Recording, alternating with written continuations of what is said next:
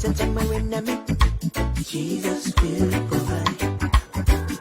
Recession in the country, Jesus will provide. So when me don't have nothing, me no worry. Jesus will always provide for me. Jesus will provide. Jesus will provide. And when the cupboard empty, Jesus will provide. Come on, Jesus will provide. I say Jesus will provide. And when the cupboard empty, Jesus will provide.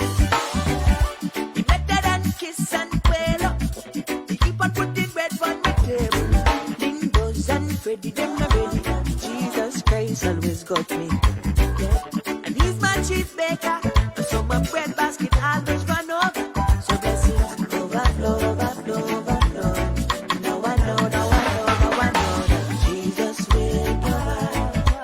Jesus will provide.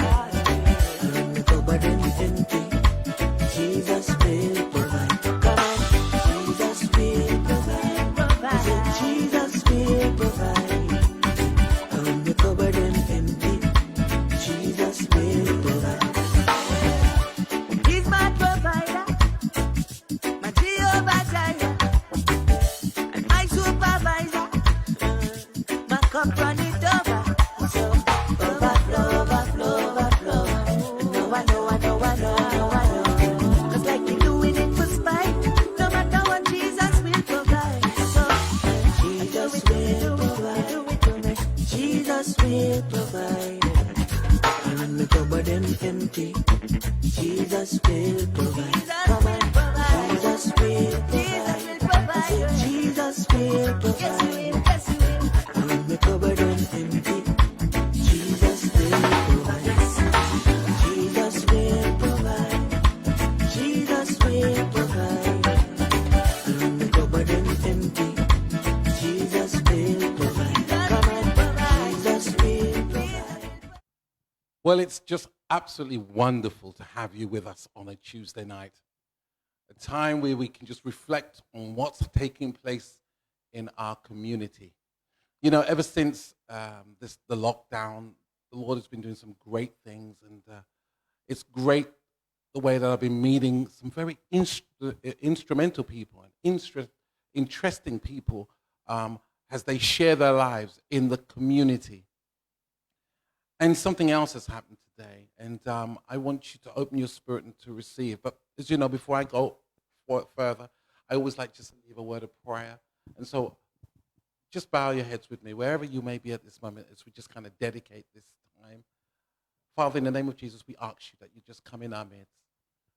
We ask you right now, Lord, that you give us the wisdom, the knowledge, and understanding, and everything that's to be said and done will give you the glory. We thank you for this opportunity, and thank you for all those that has come on to join us tonight on this program.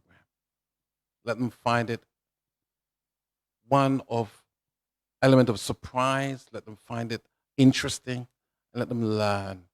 Father, we give you thanks and we give you praise in Jesus' name. Amen. Well, look, it's exciting because as a body of Christ, we as Christians, and I believe of other faiths, our primary is to serve and to serve our community in the best way we can.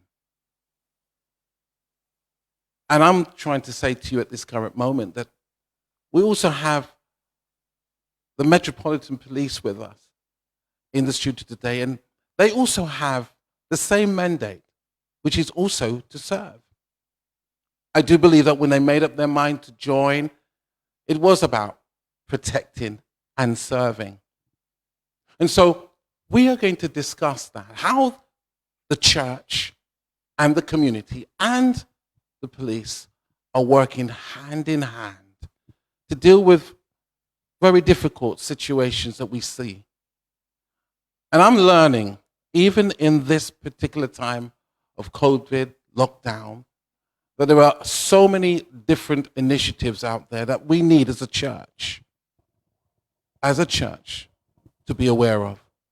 And it's my greatest privilege to have our police force in the studio today. And we're going to be dealing with some very, very, very key issues. And so I want you to open your hearts, open your ears. And it may be also that you may have some questions that you'd like to forward, and just put them in the column. We also like you to share this. I think this is going to be a very spectacular time. So share, tell somebody we're dealing with a very important issue, and you never know, their contribution could be very, very important. Right, let's really get to work on this. We've got 3 officers in the studio today. We have Inspector Kathy. It's really great to have you. Thank you so much for inviting us tonight. Thank you. Wow. It's been, honestly, it's a pleasure to be here, and thank you for inviting us. Thank you, Inspector Kathy. And we also have Carmen. Hello. Thank you very much for inviting us as well. Thank you. Really great to have you. And Diane as well. Hi, everybody, and thanks for inviting us. It's great. We just want you just to be open, share your heart, what's going on in the community, share from the various directions that you're coming from in your particular work, and kind of enlighten us in what's happening. So I'm going to start with you first, Inspector. Give us an understanding how you are working in the community, and how you're working with also the churches, and what is your remit as far as working for the Met, I understand. So if I start with an introduction to me, because people are interested to know who we are as human beings, Exactly. and not just the uniform that we wear. Mm-hmm. So my name's Kathy Morteo. I am an inspector for the Metropolitan Police. I work here on South Area. South Area is made up of Croydon, Sutton and Bromley. We are the largest BCU, stands for Basic Command Unit, in the Metropolitan Police. Geographically, we're the largest. So we take way out from the edges of Worcester Park all the way over to the other side of Bromley. So we're huge. So, and my responsibility on the BCU is for schools, youth and cadets. And our Metropolitan Special Constabulary, our volunteer constabulary, I look after them as well. So so the youth part of my job, I look after the officers who deal with our youth engagement teams, which has never been as important as it is right at this very moment. Yes. And our youth offending teams, which work hand in hand with our local authorities in helping and supporting young people who offend in our communities. So that is my remit. I work for our borough commander, who's Mr. David Stringer, Right. and so he's like my boss, my top boss on the BCU, and then I have Superintendent Andy Britton, who works for him, and then Chief Inspector Craig Knight's my boss. So who I think you've met. Great. Yeah.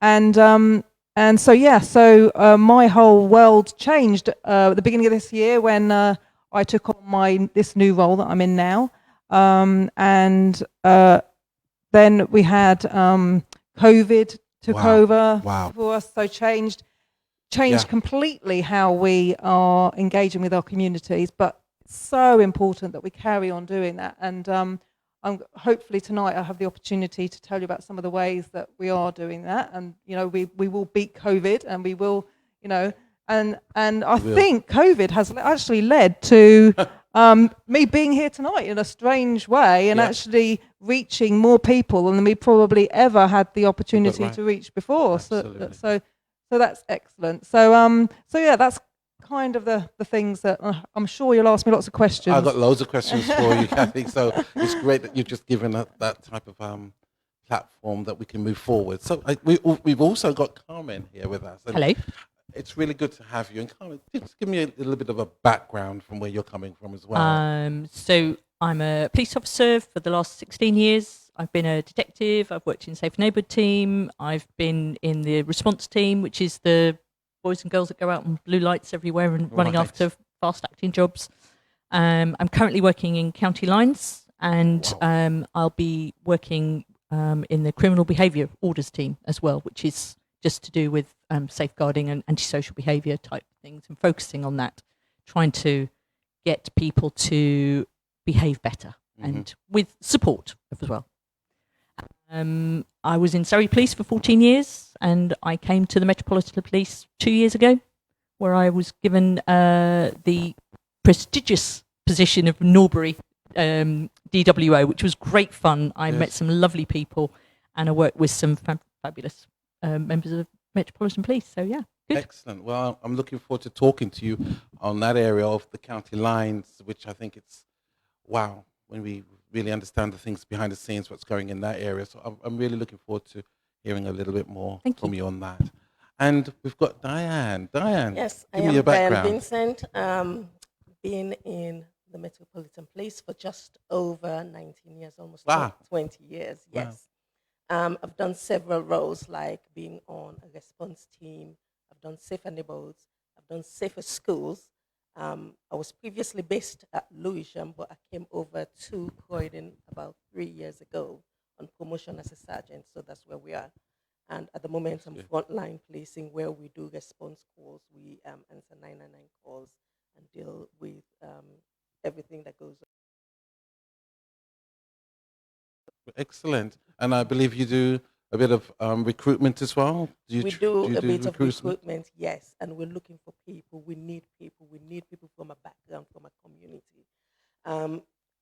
Whether volunteering as a special constable, whether you can join as a police community support officer, whether full-time police officers, trainee detective constables, direct entry inspectors and superintendents. We are always looking. We are always recruiting. People who are not sure can always contact me. If you go through Bishop and contact me for a ride along, come and we will give me some time limit, so at least I can do some risk assessments and get a Met vest that fits you, so we can put you in the back. I can put you in the back of a police car. Wow. On a Friday night or on a Saturday night, and we can go. You can go around with me and see what we do. Or just give me some time. Go through Bishop. We can organize something like that. So Bishop, you're more than welcome to come and see. Yes. Okay. Yes. Thank you, Diane. Okay, that's great. So, viewers, you've got an overview of how our officers are really making a great impact in our community. So, what I want to really discuss, and I'm going to go back to Inspector. Inspector, what a relationship like with the young people. I know you work a lot with them. How do they see the police, and how are you doing? What are you doing to improve that relationship? Could you share what you've been doing? So at the beginning of the summer, we had the Black Lives Matter movement, Yes. and that has highlighted our relationship with our young people, Black, Asian, and it's really highlighted some of the failures that we've had, some of the not so good sides of it, but also it's highlighted the willingness of the community to work with the police, and there's so much goodwill out there to work together and improve our relationship with our young people, because we know we don't get it right all the time, but also improve the lives of young people, and not just as a police officer, not just as the police, but actually improve the lives, housing, education, mental health, all those aspects. Those are contributing factors, aren't they? Absolutely. They are all contributing factors to what is at the moment, the violent crime at the moment. It exists in our community, and we really need to tackle that. And that starts with our young people and engaging correctly with our young people. And so I've had the great opportunity over the summer of building a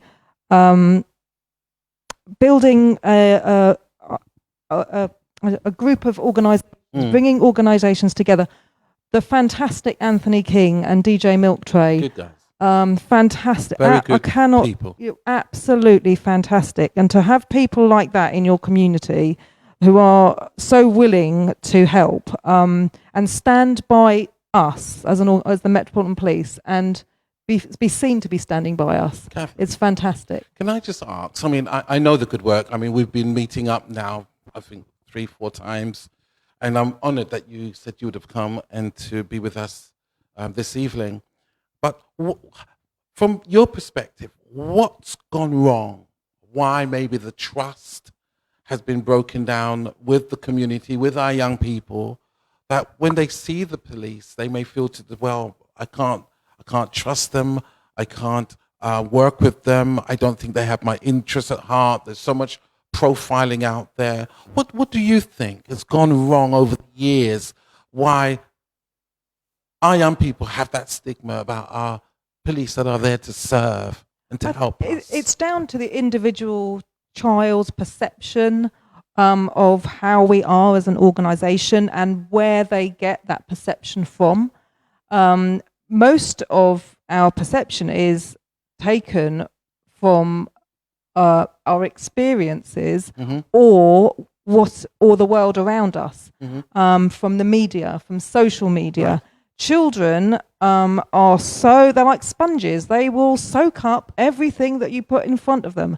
And if that's negative, and they have no real experience of their own to draw from, they will draw from what is in front of them. And social media, as fantastic as it can be, can also be very negative and a very negative influence in our children's lives. And when they are bombarded by negative images of interactions with police, which are not always truthful ones, not always truthful ones, they will form a perception of themselves that is negative. I would ask them to draw on, have a perception that is born from your own experience, and if the way the police, my officers, my youth engagement officers, can engage with a child and change the perception of that child so they see that officer as someone, as a human being who is willing to help them, or play football with them on a Thursday night with Anthony King down at South Nordrec. Yes. You know, come and see us as human beings and interact with us and see the kind of people. We joined this job to serve our community and to improve the lives of and protect our people in our community. And that is, that is what we're here to do. And I love that, man. So when you became a police officer, what motivated you to say, this is the career that I really want to be a part of? What was in your mind? What was you hoping to change by stepping up? I was hoping to. I was very young when I joined. I was 22 years old. So, but I wanted to catch the bad people, and and protect the vulnerable people. And even then, I at 22, when I had very little experience of life, I knew I wanted to do that. And that draws the young officers that we have here in Croydon at the moment. And I do ask your viewers to remember that a lot of the officers that you see out on the street some of them are like 19, 20 years old. They themselves have very, very little life experience. Right. So they too are reacting and out of their own life experiences, which are very, very little. At 19 or 20, you don't have a lot. But I'm sure you have some type of training to ensure absolutely. that they are rounded. They're not just having this kind of myopic look at life. No. They are trained to take on board. They are trained. And brought up to speed of trained, life in general. Yes. And we do try and recruit people who are very good communicators, have some sort of job or experience behind them, but they're still very young. And I one of my stories that I tell Anthony, I've told Anthony before, is that I joined the job at 22. I went to school in Epsom. I probably met 5 black people before I joined the job. My experience of the black community was very tiny, Right.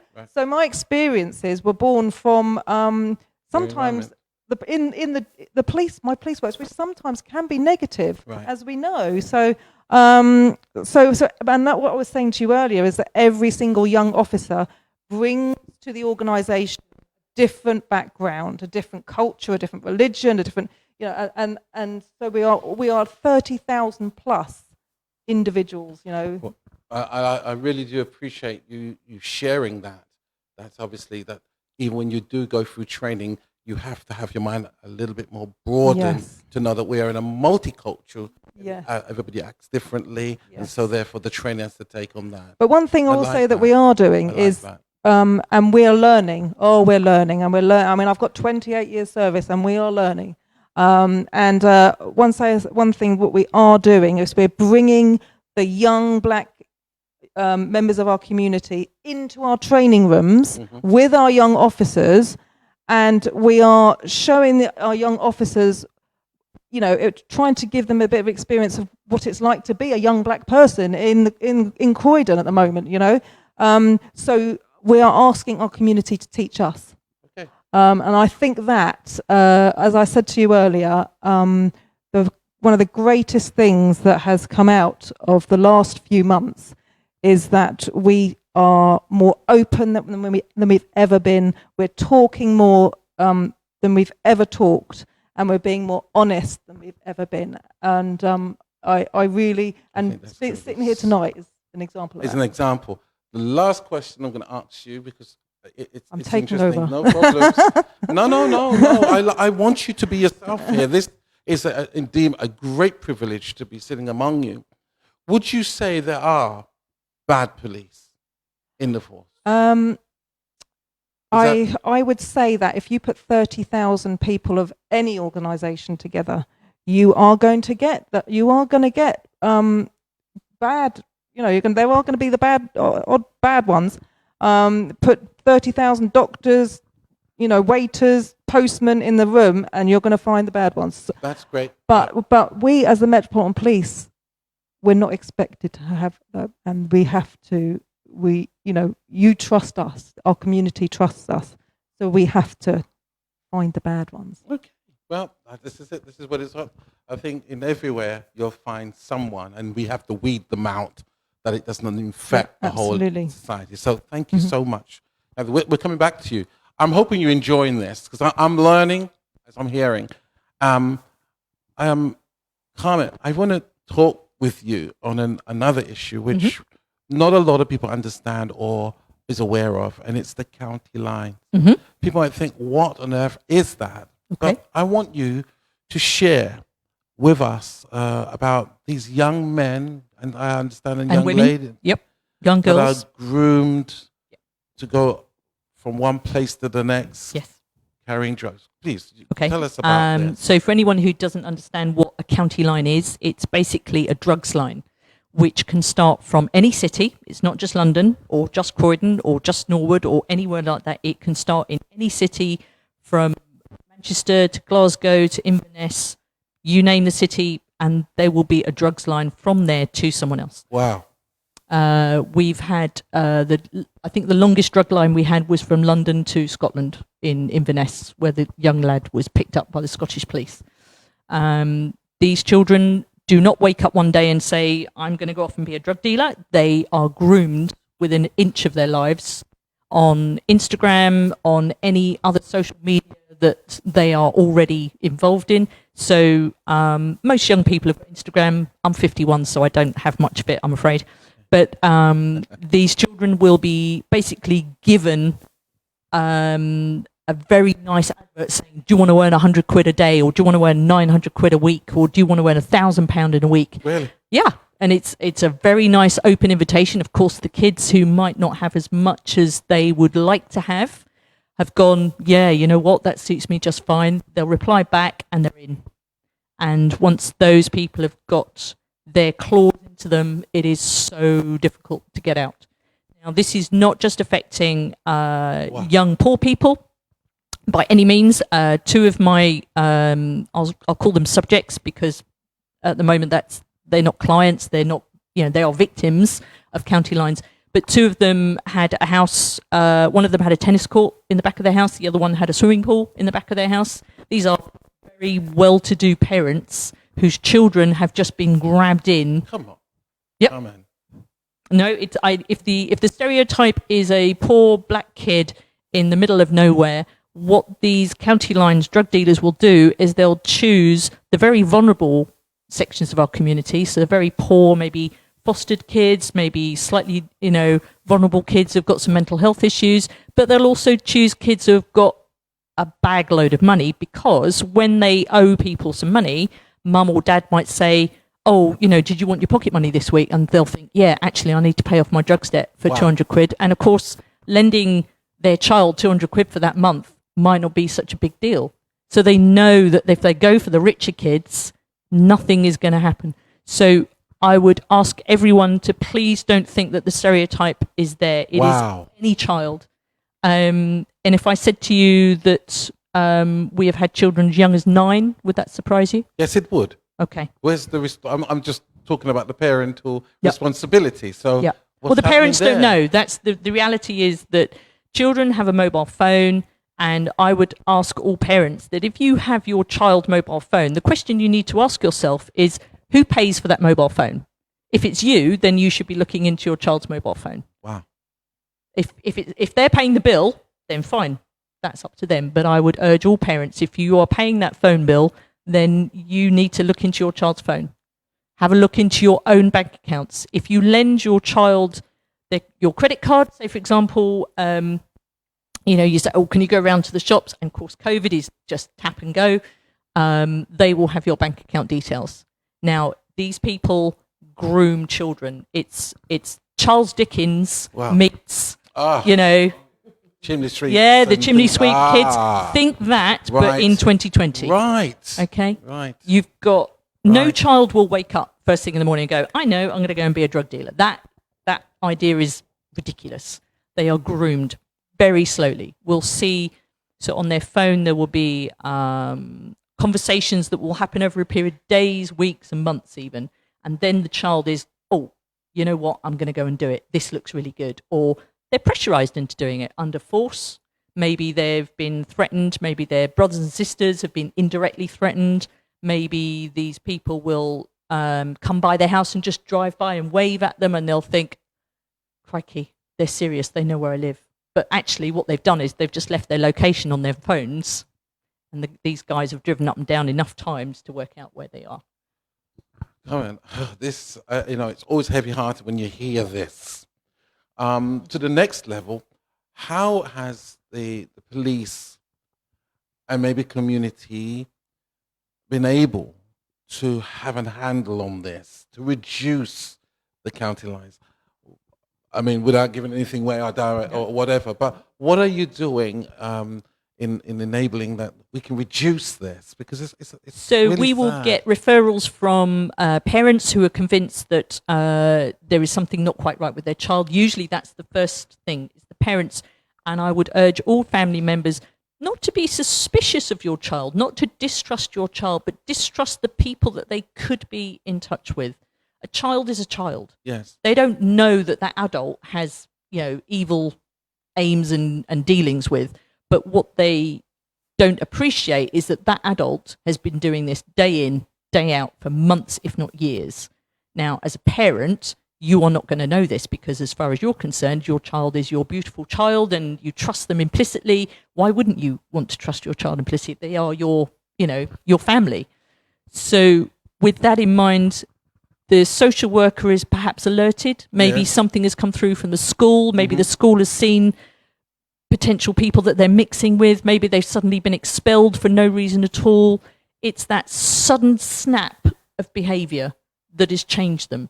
Whereas before, little Jimmy Smith has been, going to school regularly, doing all their homework regularly, and then suddenly something just stops. They don't do their homework, they don't do their classes, they don't go to subjects, they don't go to hobbies anymore. They are out and about. You see them wandering down the street with a group of kids that you've never seen before.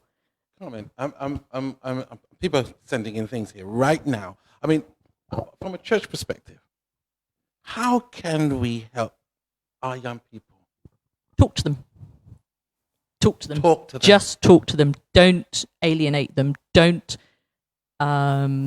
make them feel that they are criminals, because that's the one thing that County Lines has always done. Under the Modern Slavery Act, a child under the age of 18 who is found in a trap house, so a trap house can be any property. What is a trap house? So a trap house will be, sometimes it's a rented place, sometimes it's a suspect's or a criminal's address where the child is made to sleep, eat and drink at that place, and then they are basically told, right, take that bag of white powder and go and sell it. So Carmen and Inspector, that's why, so it all makes sense now. Sometimes we find a child is missing. Sometimes. Oh, so often or not, that's the case. They're county lines. They run in county lines. Yeah, they run not all of them. I would. No, not all of them. Please don't parents who their children goes missing. Not all of them go to county lines. But it is a potential. So that's why the county lines team works right next door to the missing persons team in Sutton. Lovely. But I would say, what can you do as a community? Be role models for your children. Tell your children that there are opportunities out there for them that that they can achieve in your community. That's what I was speaking to. I think it was Anthony. I was speaking to, or DJ Miltware, and they were saying we need to in the black community. You need to stand up as role models and show your children that there are different options. You don't have to go and run county lines. You can achieve, be it solicitors, police officers, doctors, and be role models. Ian Stevenson, who owns the McDonald's in Croydon, he is a terrific role model and a mentor in your community. Stand up and show your children that there are different options for them. Can I... I was just going to add to that. Sometimes, especially from our backgrounds, we're so strict, we alienate our kids. I'll say we need to establish that relationship with our kids where they can talk to us freely, so we don't push them to one side. Otherwise, if we keep shouting, if we keep punishing them or driving them or not listening to them or saying, oh, you're a child, you don't have a place or you don't have a voice here, then we're just going to push them to one side. They're not going to talk to us. We need them to talk to us, so we need to establish that relationship, be it with a neighbor, with the church, the mosque, synagogue, wherever we are. We need to work as a community. We need to encourage these kids and not abandon them or ignore them. Now, I mean, now it's getting heated, and I'm loving this. Carmen, if you're saying from a 9-year-old getting on a train and going as far as Inverness, wouldn't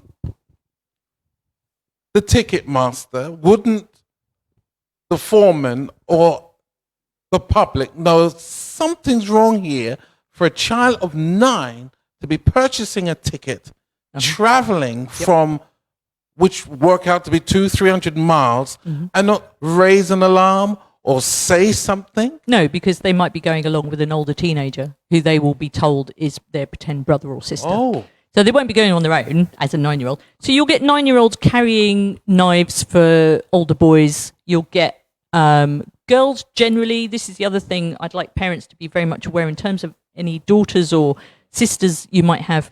So girls will generally be used much more often to carry knives and drugs because girls are less likely to be searched. So if you're looking at the figures that are going around, we are more likely to be searching boys. The girls are basically used as mules, for want of a better word. And in a trap house, the girls will be used in any number of ways, whether it's to carry drugs for them internally or externally. They'll be coerced into it. And if they decide they don't want to do it anymore, then there are repercussions for that. All right. I want to come from a perspective, and I'm definitely without a doubt coming to you, Diane, but I'm talking about my community and as a church.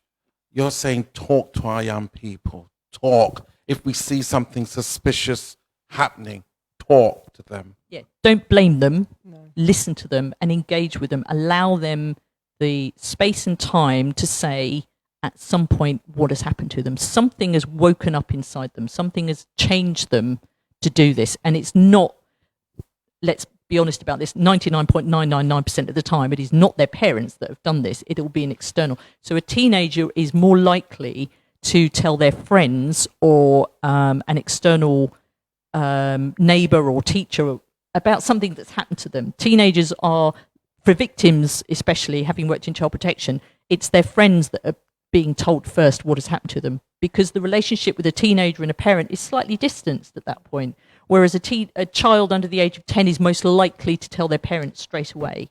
It's that natural progression, unfortunately, and with the social media, there's an expectation to engage with your friends first and your parents second, and there's no focus on that relationship. Sitting down to dinner with your child doesn't seem to happen as often as perhaps in my day. I mean, it's a really sad event. The one thing I would say to anybody, when I went to a conference once, these 3 women had their children groomed out of their family. They were all 3 girls, and they had been used by older men.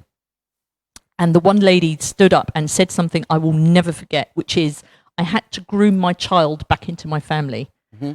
I would say to this now, don't wait for it to happen. Cling on to that child in any way you can. Some people haven't got all the money in the world, but there are things that you can do together as a family unit. Maybe your family isn't huge. Maybe there's just 2 of you. Maybe there's 3 of you. But use that focus within that household to keep them hold and tight. Okay, I mean, this is getting... Inspector, where is the police presence at the school? You know, Okay, is it there? Is it back that we can see at school the police presence? So I look after the team of schools officers for the South area. So Coming to you, Diane, don't worry. so I don't. I'll be honest with you. I wish I had a lot more officers, but I don't. So I have to. We do the very best with the officers that we've got, and the officers that I've got are excellent. They're parents themselves. They've been selected for their skill set. They go into the schools. They do deliver talks, particularly. One really kind of vulnerable age is year 6 into year 7.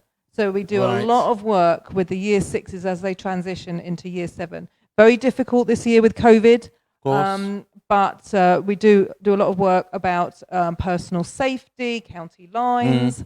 We work a lot with external agencies and organisations. For example, the Children's Society, they've got their current campaign running called Look Closer. And Look Closer is all about teaching the public to look at young people and really look. So when we look at how they look at their mental health, look at them physically, look at are they acting differently to a way that is normal to them. I mean, it could be a whole variety of reasons why, but look closer. And just to follow on a little bit from that, is some of the signs to look out for with your children. Are they coming home with a brand new? I mean, Carmen nearly touched on it. Are they coming home with a brand new pair of trainers that you didn't buy? You name it. Are the girls coming back with a nice handbag or a nice fancy haircut they've just had? Look at those signs. Mums and dads in your kitchens. A lot of us have got those nice knife blocks on your kitchen counter. Where was that vegetable knife? You had it. You had the full set. Why is there one missing? Be aware of those things. Be aware of those signs and protect your children.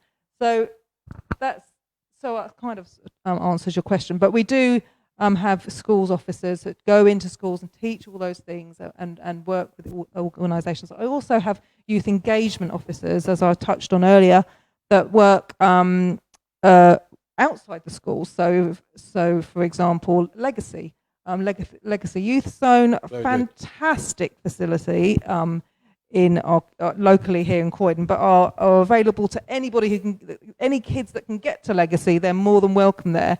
And I have to say, they have the most jaw-dropping facilities in that place. I've been there. It's Very, very good. Very you good. know, and I really, you know, we have officers who go and work with the kids there, go and play football, basketball, you know, boxing in the gym.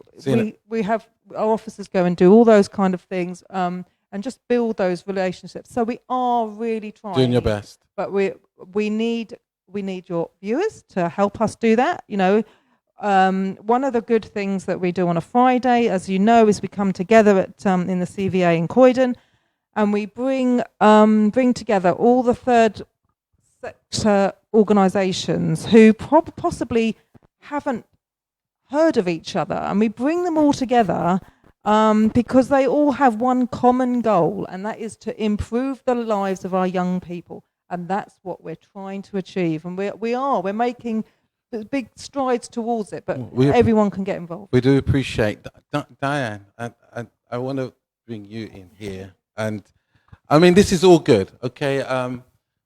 You know, lots of our black young men, they love to wear their tracksuits and their hoodies. Do you think they're targeted because they wear that type of clothing and they're easy to be spotted? Do you think that has anything to do why many of our young men, maybe black young men, are stopped, look suspicious because of the way they dress?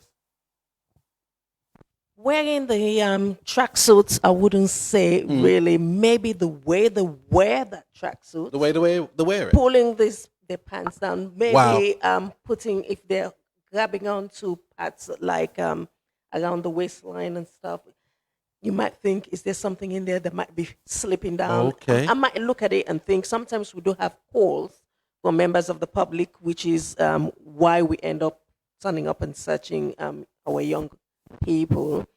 But I wouldn't say we target people because of how they're dressed. Not at all. Okay. It's interesting. I mean, the questions are coming in. I mean, I'd like to also talk about, you know, the recent killing of George Floyd, which was horrific, absolutely horrific. I mean, what's your thoughts, Diane? What's your thoughts about how that was handled, the policing from that point of view? What an awful way for somebody to lose their lives, and my hat goes out to the family of George Floyd. But one thing I must say, here in the UK, something like that isn't very common at all. Yes, we have had deaths in custody, but I'll say the way that man died, it's not a common occurrence. If you look at the statistics of people who have died in police custody, it's far lesser compared to the United States. But when things like that happens, obviously we all, as a police service, whether you in Europe, you in the States, in Asia, wherever you are, we all learn from it. We learn, we make sure that that doesn't come away, doesn't happen. That was my lead on you know, do we learn from that? And you definitely. just answered. Excellent. Definitely. Learn from that. That's awesome. Let's just move on to recruitment. Right. Wouldn't it be great? And you know, it's interesting hearing to see more black officers from different ethnic minorities. How are we doing in that area to improve that? And how do we go about it, even from the church point of view, of getting people into the police? I must say things were really, really bad around the time of the Stephen Lawrence inquiry, and one of the recommendations was to increase the number of black and Asian officers, minority ethnic officers within policing. I must say we have the number slightly increased, but it hasn't changed as much as we would like it to. So yes, we have a lot more compared to when I joined in 2001. I can see a lot more officers I can relate to now, as opposed to when I went to Broccoli, which was my first station. I was the only female on my team. Wow. I was the only black female. I had all these men to work with. But now you go to different stations, you can see people who look like you. I'll say a lot of times we think racism. Come and join. The more, the merrier. And when you join, the closer you get to the white people, obviously they get to know you better. a lot of these people, and I just mentioned what Ma'am Mateo said, a lot of our colleagues, white colleagues, have only come into contact with black people, possibly when they nick them, when they arrest them. Wow. And I'll say, yes, they grew up in all these protected communities where they've not had any opportunities to mix with black people. So this is the first time. Come and join. We need to teach our colleagues about our culture. We need to talk to them. We need to show them what we are like, that we are just as much human beings like themselves. We equally bleed red as they bleed red themselves. So that's about it. So, I mean, this is interesting. So, is there like an open day that they could come along and just maybe have a day of watching what the police are, what they do, how they interact, that they can leave at the end of the day thinking to themselves, you know what? It could be a career choice for me. Do you create? We do have open days, obviously, with the COVID situation. All of that has come. Of course. Yeah. And even initiatives like Kickoff at 3. I don't know whether you've heard about Kickoff at 3, which is a football initiative that is being run by PC Mike Wallace, who is based at Lambeth. But it is an inter-football match.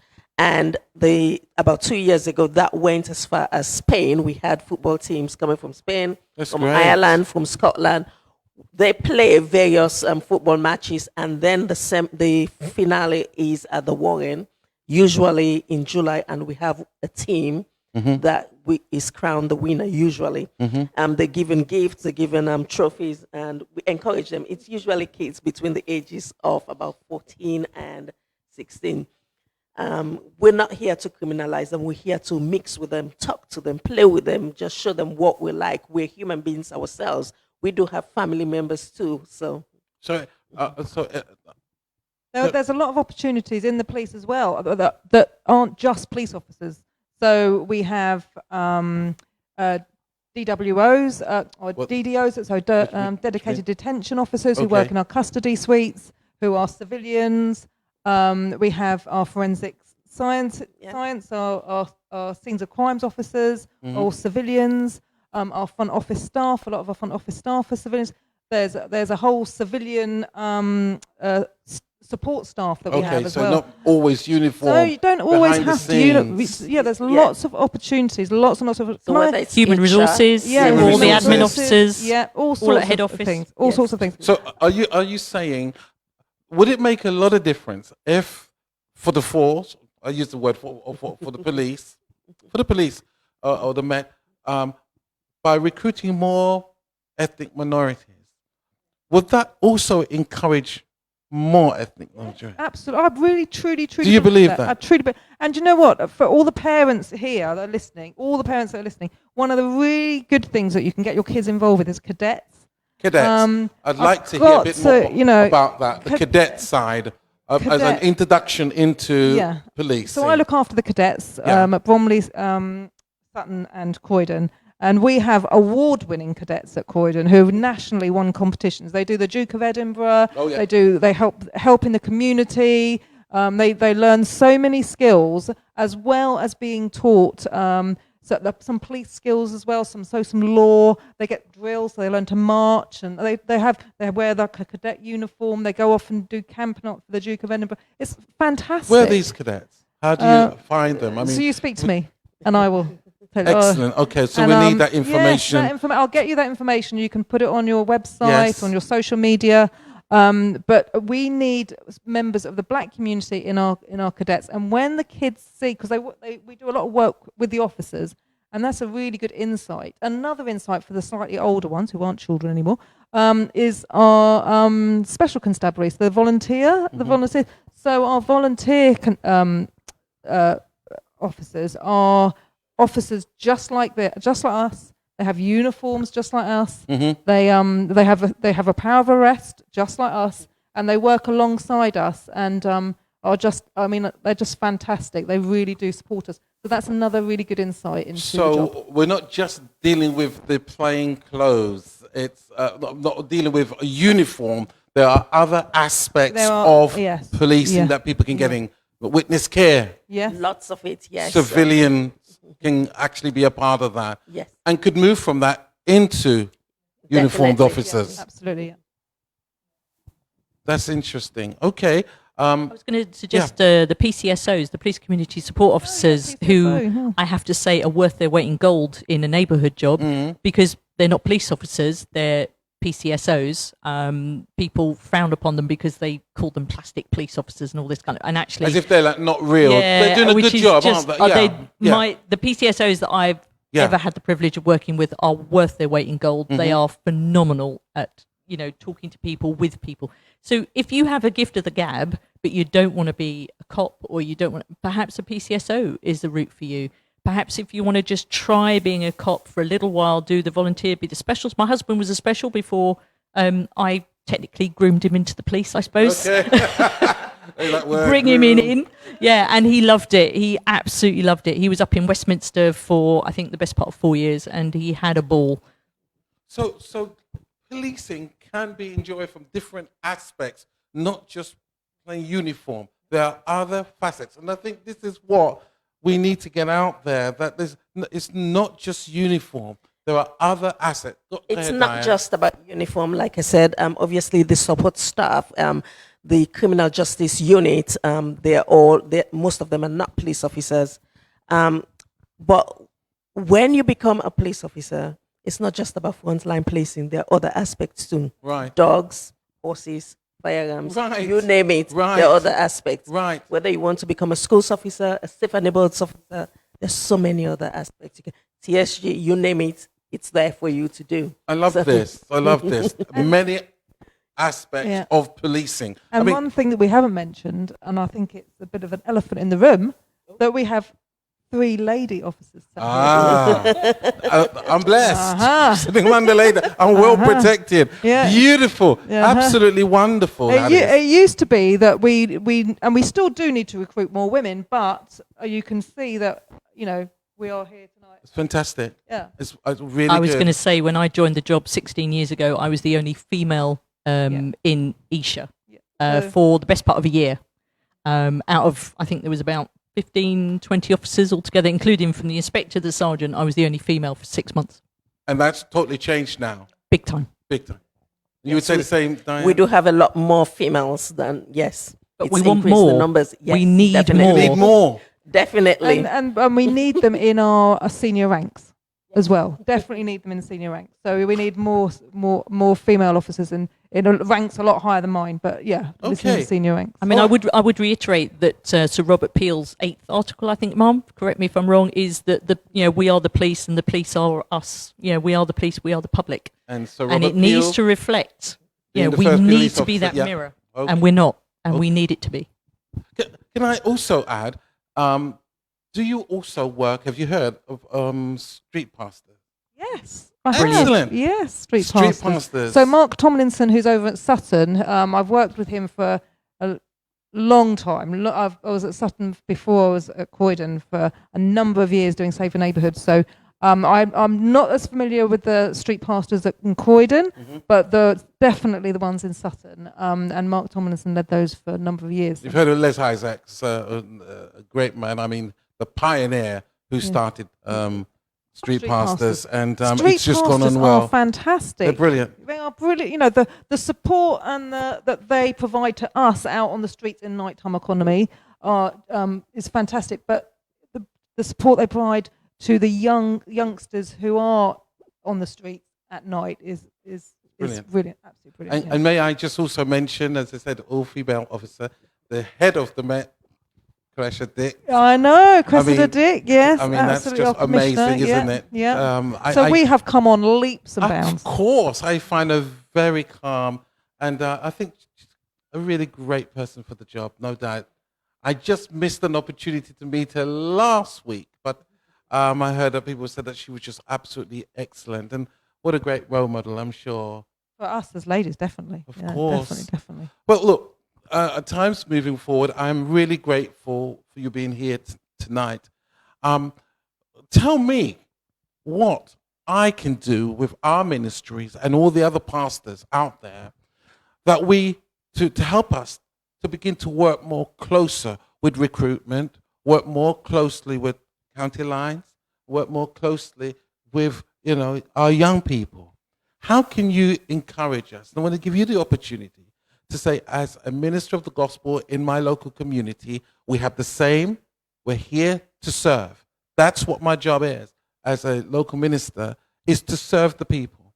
We have the same... Absolutely. We have the same focus. Same direction and compass. Absolutely. How could you help me that I can serve? I think what you you've and done work tonight, together? inviting us in, is a huge step because, I've never been here before, and this is a kind of a first for me. So if it's a first for me, it's probably a first for quite a few, for a lot of us. So Have there been opportunity to go to churches and speak? So I have spoken to Reverend Alison Johnson at Torchlight Ministries. Yes. So this is one of the things that I've been doing over the summer is engaging with people in the churches to try and bridge the gap. Yeah.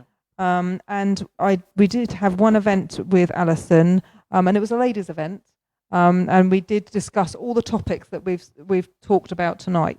And so one of the ways that I want to continue with this is I reach out to your audience tonight, and I say, if you would like us, and I say us as in my colleagues that here, Carmen and Diane, and if you would like us to come and speak to you face to face in a group, be in your churches or wherever you want us to, we will come and do that for you. I'm really keen to continue the conversation. Let's do it. And I think that we need to talk. We need to carry on talking.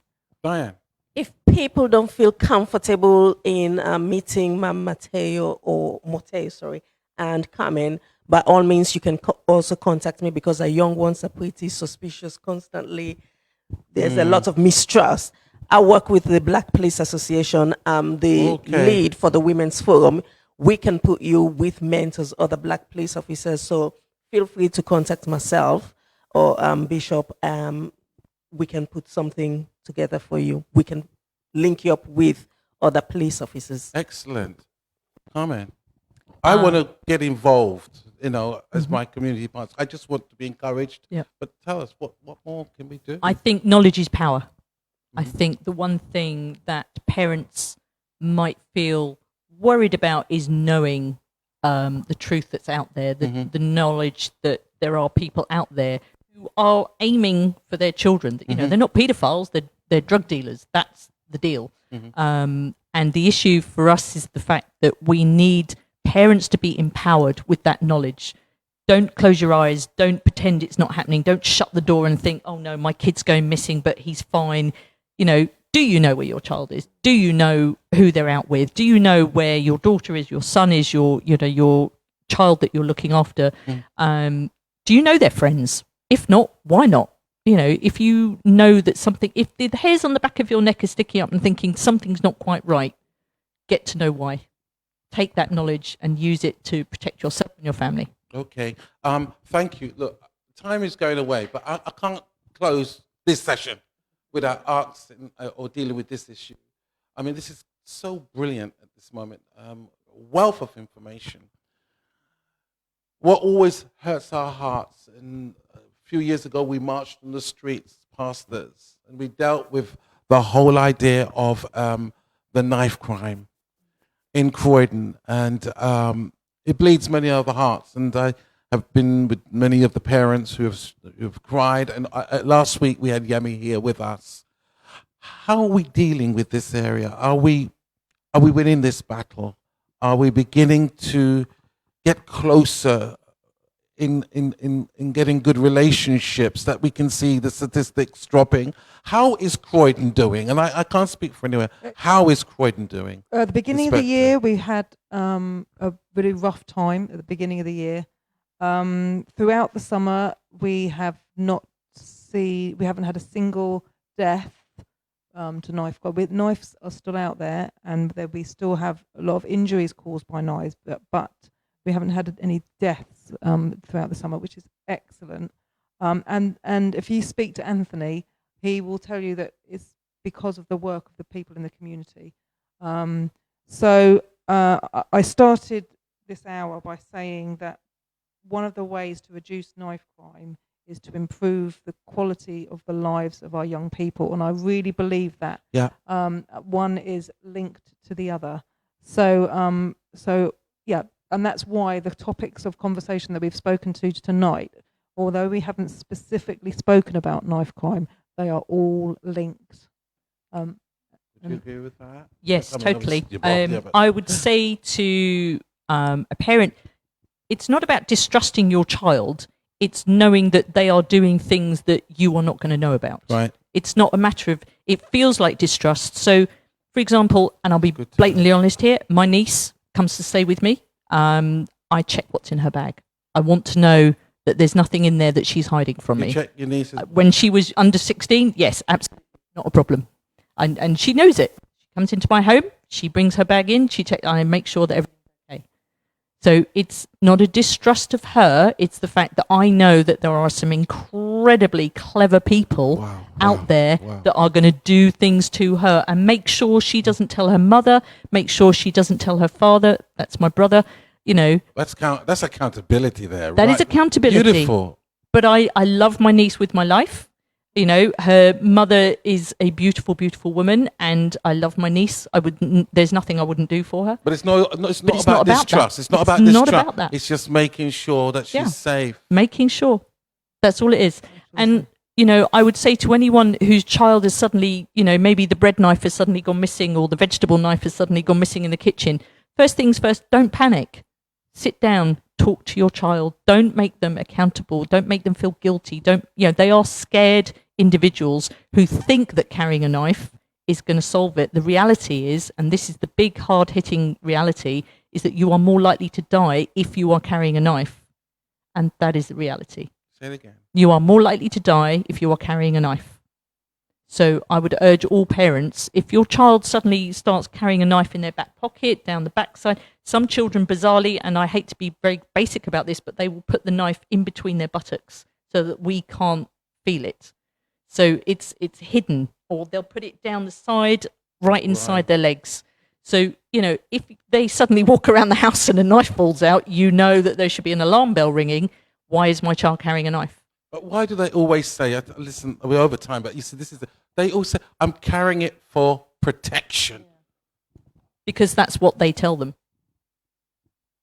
You and I both know that this is what's going to happen, but the people that they are working for, I say working for in very, very loose terms, tell them, you know, there are people out there to get you. And so they think, well, I can't afford a gun because the guns are so rare, and, you know, we're talking, you know, I don't know, 50 quid a hit for it. And you can hire a gun for a day.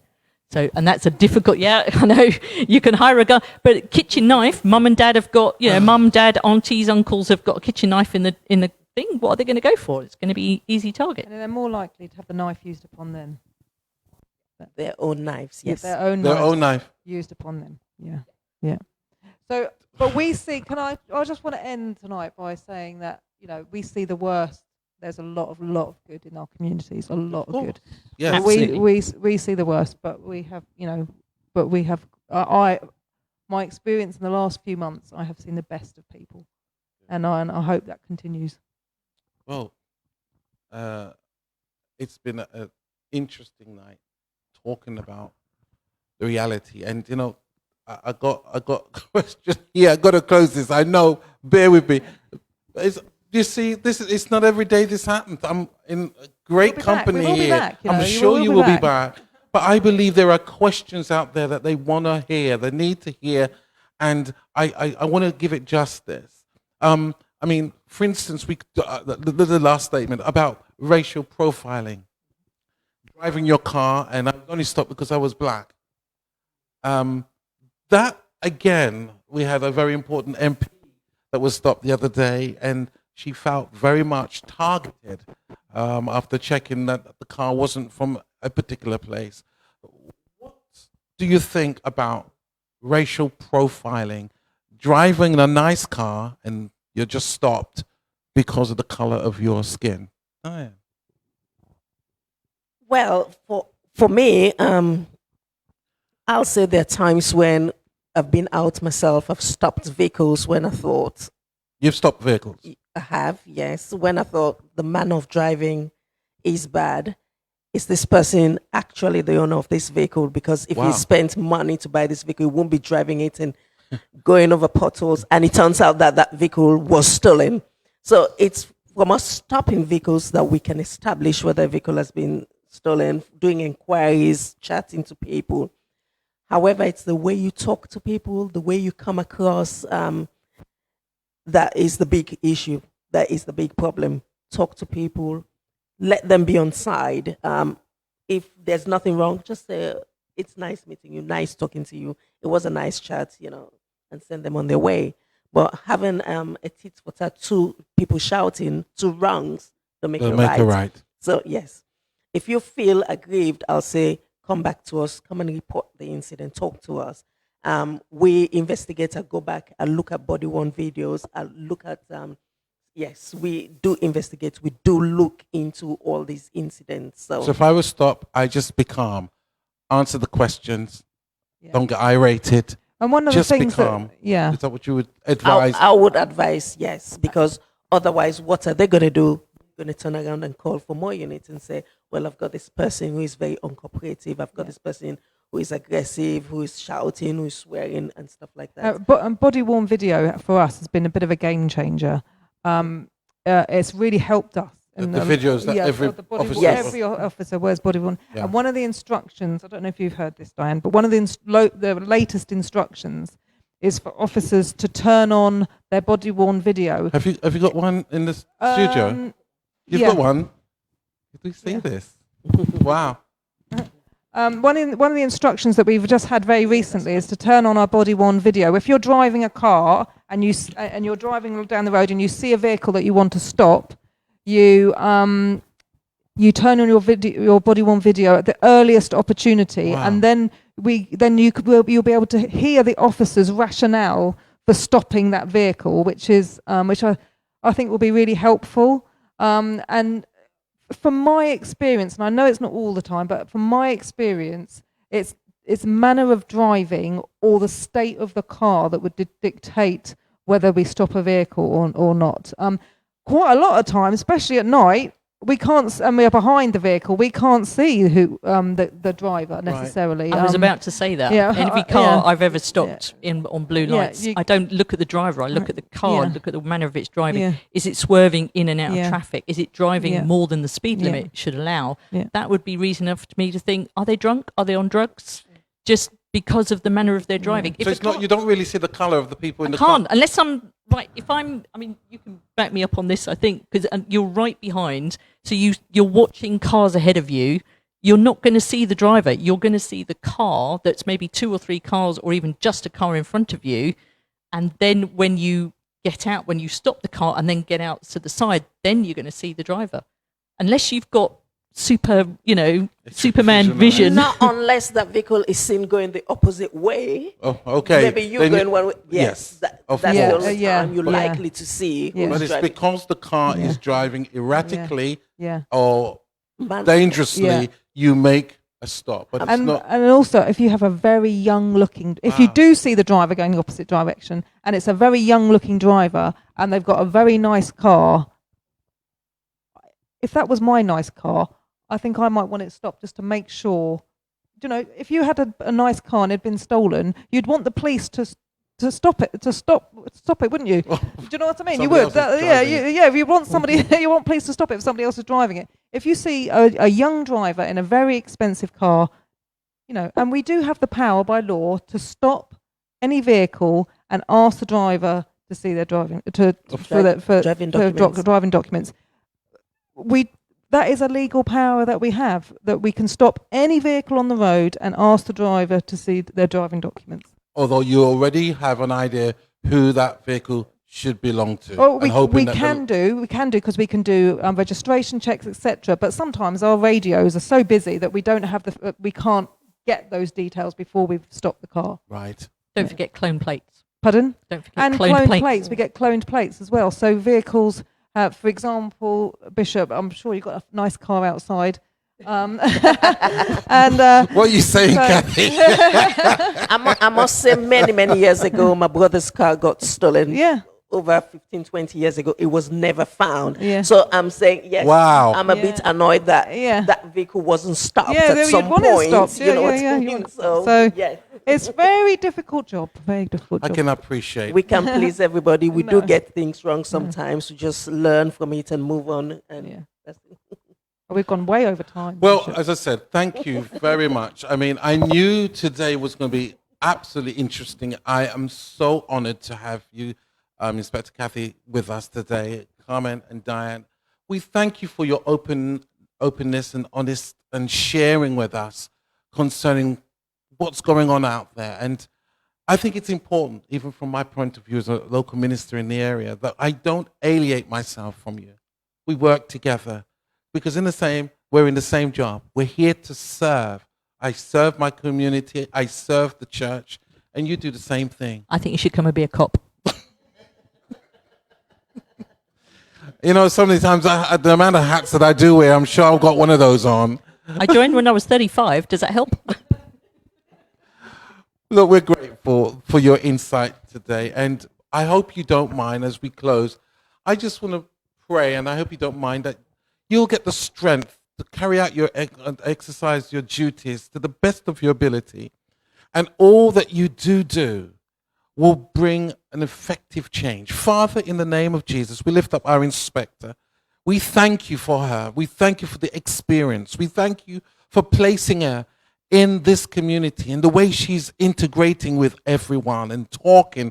She enjoys what she does. And we pray right now that her job will begin to see an effect change. Father, we also thank you right now for Carmen, who works even in the area of county lines. And sometimes it makes you think, who would do such a thing with young lives? I ask you that you also give her insight, give her wisdom, knowledge, and understanding, that as she executes her job, she does it with clarity, she does it with professionalism, and at the end of the day, we will see everything she does pay off, that we will have even a better community, a better society. And we thank you so much, Ralph, for Diane. We thank you that she's a beacon in our community that is trying her best to say, yes, we want everybody from all walks of life, every walk of life, black, Muslim, you name it, everyone from various backgrounds to come on and be a part of serving in the community. I am so honored that I'm able to be here with these great women, great role models. I pray that you just strengthen them every day of their lives. In Jesus' name, amen. It was an honor, absolutely, seeing you ladies being here, sharing about the work that you're doing in the community. And I pray that our ministry and myself will work very closely with you. Well, you've had it here. We've been open, been honest. We've got some great people in our midst, and it's fantastic. Please join us on Sunday for our worship. We start at 10 o'clock, and I know you will be blessed on all platforms. This is the way the Lord would have us at this moment. I know we don't open our Bibles to you like we used to, but, you know, we still love the Lord, and we also love our community, and we definitely love our police officers that are here with us, and we want to work with them in the future. So I hope you were blessed and enjoyed this session. Join me next week, because you never know what the Lord will have in store. Again, Inspector, thank you so much. Thank you, Bishop. Thank you for being with us. Thank you, Carmen, for your enlightenment, and thank you so much, Diane. All the very best. And we want to work with you. So stay tuned for all the other announcements that will come your way. God bless you. Keep safe. How to give by bank transfer. Our account number is 03101-928. Our sort code is 309607. How to give online through our donor box. Simply go onto our website and click the Giving tab. Then scroll down to the bottom of the page where you should find the link to our donor box. That will take you onto this page. Simply type in the amount that you'd like to give, for example £10, then click Next. Enter your first name, last name, your email, your address, and your postal code. Then click Next. Then enter your long card number, the expiration date of your card, the security code on the back of the card, your billing postal code, and then donate. And it's that simple.